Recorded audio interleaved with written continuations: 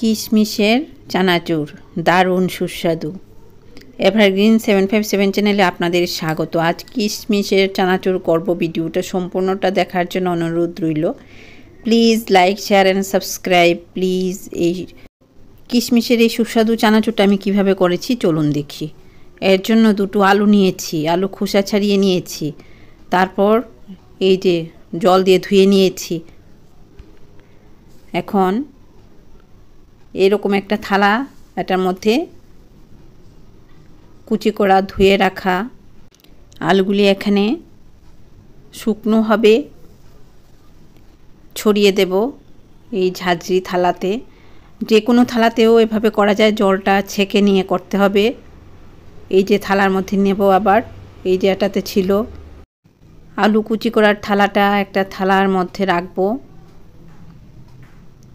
এখন এটা শুকিয়েছে আলুটা, 1 ঘন্টা এভাবেই ছিল। তারপর নুন হলুদ দিয়ে দিচ্ছি, নুন হলুদ মাখিয়ে নিচ্ছি। আলুতে কিন্তু এখন জল নেই, হালকা হালকা জল আছে এবং লবণ থেকে জল বেরোবে।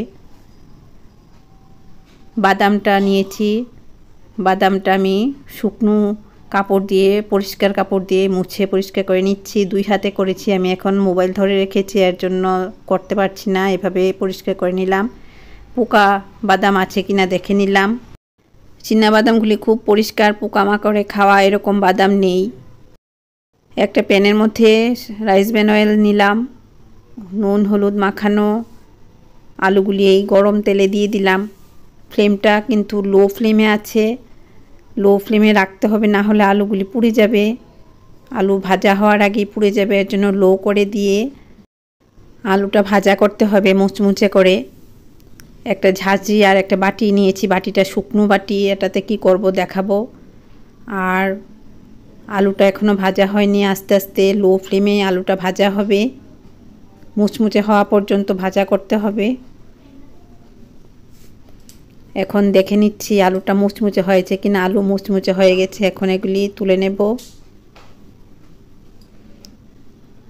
এই যে আরেক ব্যাচ তৈরি করছি, এটা এখনও মুচমুচে হয়নি, মুচমুচে হবে। শব্দ হচ্ছে মুচমুচে, এই যে শব্দটা হচ্ছে, মানে মুচমুচে হয়ে গেছে আলু ভাজা। এখন তেলটা ঝরিয়ে নেব এই যে ঝাঁঝরিতে। মুচমুচে আলু ভাজাতে যা তেল আছে বাটিটাতে পড়ে যাবে, একটা বাটিতে রাখবো। এই যে তেলটা এখন আবার ফ্রাই প্যানে নিয়ে নিলাম, গরম তেল আবার গরম হবে। আলুটা তেল ঝরিয়ে নিচ্ছি, বাদাম পরিষ্কার করে গরম তেলে দিয়ে দিলাম। লো ফ্লেমে রাখতে হবে, না হলে বাদাম ভাজা হবে না, পুড়ে যাবে। শুকনো একটা থালা নিলাম, মুচমুচে তেল ছড়িয়ে নেওয়া আলু ভাজা রেখে দিলাম। এদিকে বাদাম ভাজা হচ্ছে, কাছে দাঁড়িয়ে থেকেই করতে হবে। বাদামটা কিন্তু দেখে নিতে হবে ভাজা হয়েছে কিনা, না হলে বাদাম বেশি ভাজা হয়ে যাবে। আমি গরম একটা বাদাম হাতে নিচ্ছি, খুব গরম, না হলে কোনো উপায় নেই। একটা শুকনো লঙ্কা দিলাম ঝালের জন্য, লঙ্কাটা মুচমুচে হয়ে ভাজা হবে বাদামের সঙ্গে। এরপর লঙ্কাটা কি করব দেখাবো। এই যে লো ফ্লেমে সম্পূর্ণ চানাচুর আমি তৈরি করছি, এটা কিন্তু লক্ষণীয় বিষয় ফ্লেমটা। বাদামটা হাতে নিচ্ছি, গরম বাদাম। এই যে বাদামটা ঠান্ডা করছি, মুখে দিয়ে দেখলাম বাদাম ভাজা হয়ে গেছে। এখন বাদামের তেল ঝরিয়ে নেব, ওই ঝাঁঝরিতে তেলটা ঝরিয়ে নিচ্ছি, তাহলে আর বাদামে তেল থাকবে না। এই যে তেলটা ঝরিয়ে বাদাম ভাজার তেলটা এখন ফ্রাই প্যানে নিয়ে নিচ্ছি, এটা গরম হবে, এটাতে আবার ভাজা করব। বাদাম তেল ঝরিয়ে নিচ্ছি। কিশমিশ ভালো করে ধুয়েছি, বুটটাগুলি ফেলেছি, পরিষ্কার করে ধুয়ে গরম তেলে দিয়ে দিচ্ছি। ফ্লেমটা কিন্তু লোই থাকবে, কিশমিশগুলি ফুলে উঠবে। বাদাম তেল ঝরিয়ে নেওয়া হয়েছে, এখন আলু ভাজার সাথে রেখে দিচ্ছি। এই যে শুকনো লঙ্কাটা মুচমুচে হয়ে আছে, বাদামের সঙ্গে ভাজা করেছি, এখন গুঁড়ো করে নিচ্ছি, তাহলে কিশমিশের চানাচুরটা ঝাল ঝাল হবে। এর জন্য ভেঙে ভেঙে দিচ্ছি শুকনো লঙ্কাটা। ভিডিওটা এত সুন্দর করে করছি, লাইক তো চাই, খুব কষ্ট হচ্ছে এগুলি করতে, তারপর আপনাদেরকে দেখানোর জন্য এগুলি করছি। কিশমিশগুলি সুন্দর করে ফুলে উঠেছে, ভাজা হচ্ছে, আরও একটু ভাজা হবে কিশমিশগুলি। খুব ভালো লাগবে আলুর চানাচুরের মধ্যে কিশমিশ ভাজা। এই যে ফ্লেমটা দেখো, এই ফ্লেমে ভাজা হচ্ছে, ফ্লেমটা লক্ষণীয় বিষয়। কিশমিশ ভাজা হয়ে গেছে, তেল ঝরিয়ে নিচ্ছি। তেলটা ঝরিয়ে নিলে আর পেটে তেল যাবে না। এই বাটিটাতে রেখে দেব।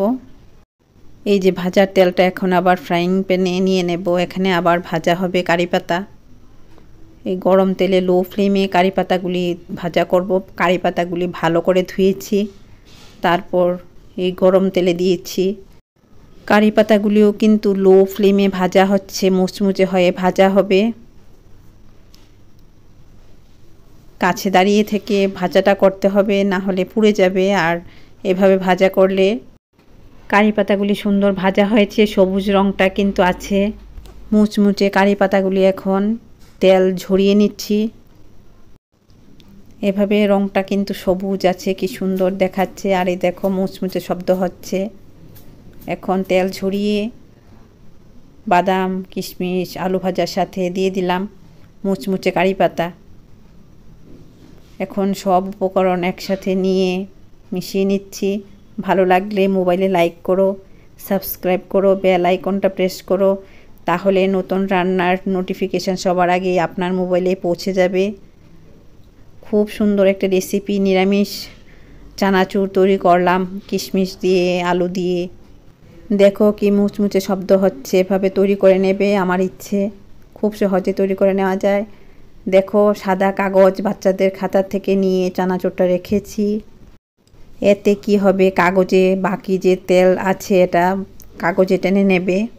চানাচুরটা কাগজ থেকে তুলে শুকনো কাচের বয়মে রেখে দেবে, মুচমুচে থাকবে।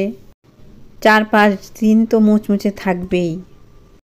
এভাবে সহজে চানাচুর তৈরি করে নেবে ঘরে। একটু পরিশ্রম করলে ভালো খাবার খাবে বাচ্চারা। ভালো থাকো, সুস্থ থাকো, ধন্যবাদ।